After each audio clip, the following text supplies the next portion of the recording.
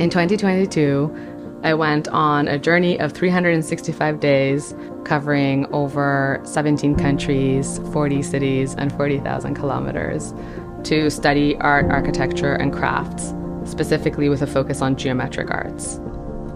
And in each city, I was able to connect with artists and craftspeople and geometers who are continuing to keep this tradition alive. I've understood much more deeply that the act of creation is a spiritual one.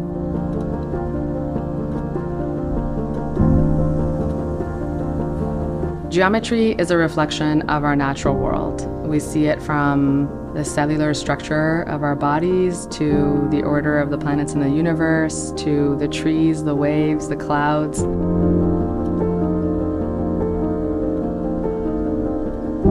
The piece that I've created is something I refer to as it's a fractal sculpture. And the geometry is based on a six-fold pattern, which is a circle that's divided into 6 parts. And from that, we can create a triangle and then a hexagon. And in that already, we're starting to see the formations of a truncated tetrahedron in plan. And then this tetrahedron is really folded and fractalized into modular units that repeat to create infinitely larger and more complex versions of themselves.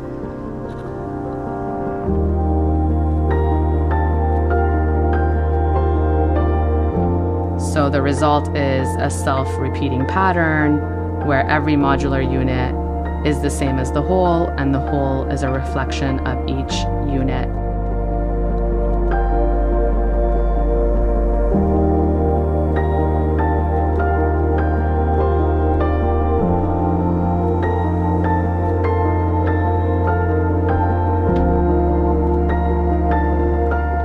All of this is in keeping with the spiritual ethos of Islamic design practice.